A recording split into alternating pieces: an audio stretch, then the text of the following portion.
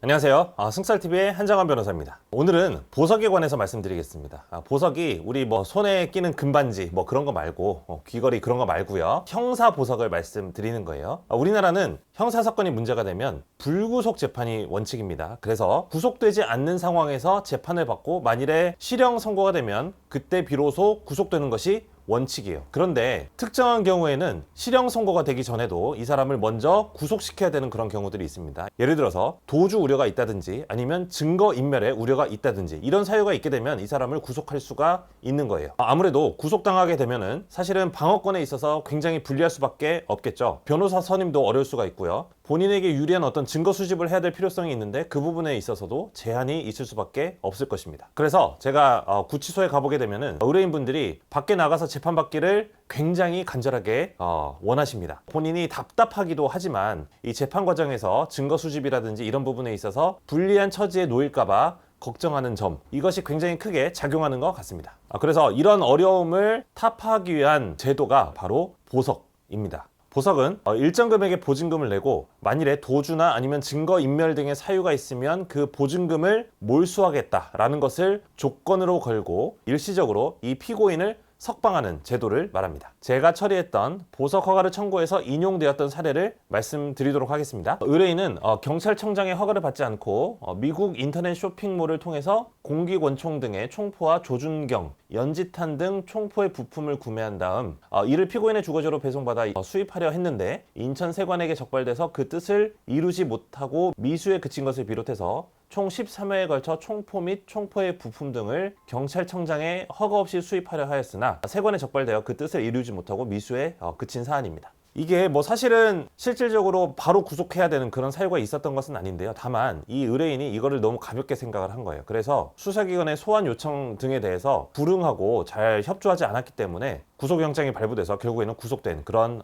분이셨습니다. 이 의뢰인에게는 보석 허가 청구를 함에 있어서 불리한 요소들이 몇 가지 좀 있었습니다. 첫 번째는 이전에 집행유예 전과가 있었고 지금 이 집행유예 기간 중에 있었다라는 것입니다. 두 번째는 다양한 전과 사실이 있었다는 것이고요. 세 번째는 지금 현재 문제되고 있는 이 총포 화약법의 경우에는 테러 행위 등을 방지하기 위한 그런 법률이기 때문에 엄벌의 가능성이 굉장히 높은 그런 범죄였다는 것입니다. 그래서 보석 허가 청구를 받기 위해서는 의뢰인에게 유리한 여러 가지 요소들을 잘 정리해서 재판부에 주장할 그런 필요성이 있었는데요. 첫 번째는 범죄 행위의 위험성의 정도가 낮다는 것입니다. 이 의뢰인이 이 총기 등을 수입하려고 했던 목적은 아들의 장난감을 구입하기 위한 목적이었어요. 그래서 사실 그 품목들이 미국 온라인 쇼핑몰 상에는 토이, 장난감으로 분류되어 있는 그런 품목들이었거든요. 그러니까 미국에서는 장난감이고 우리나라에서는 전문가의 영역에서 봤을 때 총기에 해당되는 그런 물건이었던 것이죠. 참고로 압축 방식의 공기총이 살상 능력을 가지려면 40줄 정도의 총구 에너지를 가져야 하는 것인데요. 이 의뢰인이 수입하려고 했던 이 총기 등은 2.9줄 또는 10.22줄 정도의 약한